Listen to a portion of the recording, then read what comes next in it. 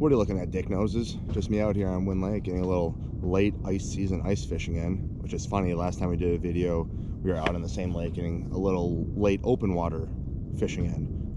We're gonna be talking a lot less about fish buttholes today, although I am hoping we get an MGD because that was delicious.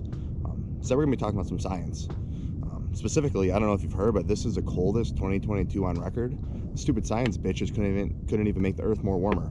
You stupid science bitches couldn't even make my earth more Warmer. Hey, you're right, stupid science bitch couldn't even make I more Warmer. All right, let's get out of here. But that can be wondering, how do fish survive in these frigid temperatures? It turns out fishermen actually have a lot to do with it.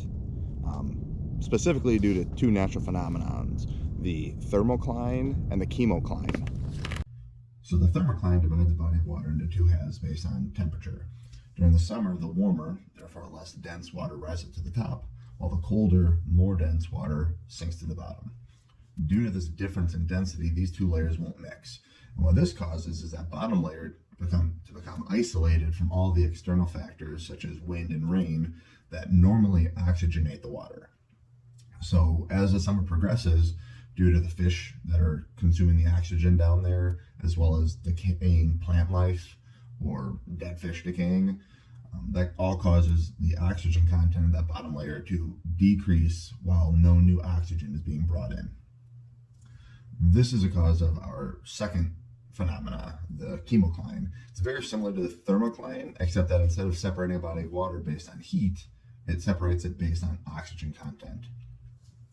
So as the summer winds down, this top layer of water begins to cool and eventually becomes denser than this bottom layer. When this happens, these two layers will switch positions. It's called the changeover, the switchover, a lot of different terms for it, but in essence, the top layer becomes the bottom layer and the bottom layer becomes the top layer. When this happens due to the chemocline, the bottom layer of water is now rich in oxygen because it was the former top layer, while the top layer is now deprived of oxygen. So what normally happens from here is after the switchover happens, due to the fall weather, which is windy, rainy, this top layer that was deprived of oxygen becomes oxygen rich again.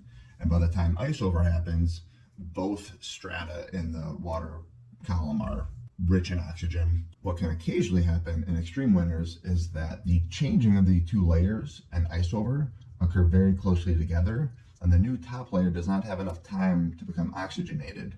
When ice over happens, another shift in the water temperature happens, and the new top layer once again sinks to the bottom, which means that the fish in the lake can only survive in the top layer. If a lake is not fed by another water source and the ice over lasts all winter, the lake will not receive any additional oxygen and the fish population is at risk. This is where ice fishermen come in. It may not seem like much, but all the holes that they make in the ice can actually allow a significant amount of oxygen to mix into the lake. Couple that with the reduced fish population due to them keeping their catch, and a large number of fish will be saved due to the increase in oxygen.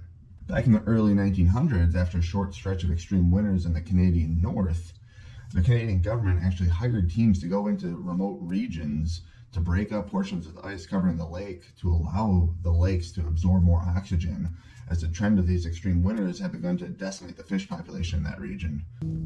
Anyways, the more you know. I don't think we're getting any fish today, so I'm just gonna head out of here.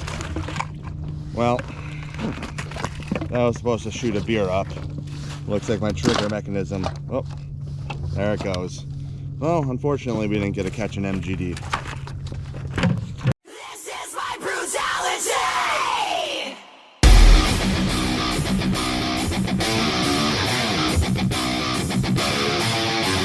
Yeah! This is my